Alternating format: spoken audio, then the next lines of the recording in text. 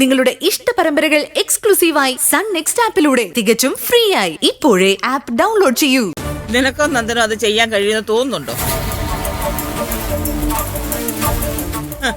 നിന്റെ നിൽപ്പ് കണ്ടാലറിയാം ഒന്നും നടക്കില്ലെന്ന്.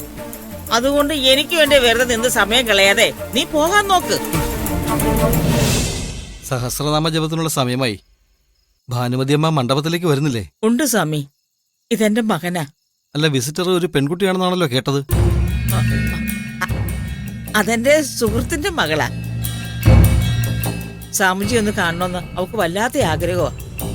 പൂജകളുടെ തിരക്ക് കഴിഞ്ഞ് ഞാൻ പരിചയപ്പെടുത്താം. ആയിക്കോട്ടെ. പിന്നെ മകൻ എന്താ വന്നത്? അമ്മയെ മിസ് ചെയ്യുന്നുണ്ടോ?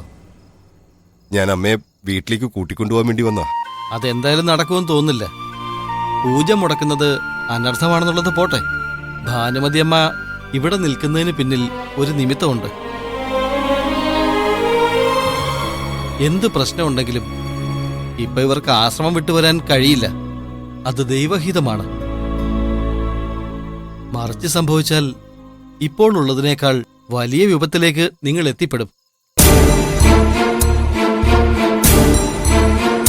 ഞാൻ പറയുന്നത് നിങ്ങൾക്ക് മനസ്സിലാകുന്നുണ്ടോ? അത് ഞാൻ പറഞ്ഞത് ഇപ്പൊ മനസ്സിലായില്ലെങ്കിലും അധികം വൈകാതെ എല്ലാം മനസ്സിലാകും. എന്തായാലും അമ്മ വരാൻ കൂട്ടാക്കുന്നില്ല. ഒരുപക്ഷെ അമ്മ സമ്മതിച്ചാലും സ്വാമി അതിനുള്ള അനുവാദം തരത്തില്ല. ആ തീരുമാനം എന്റേതല്ല,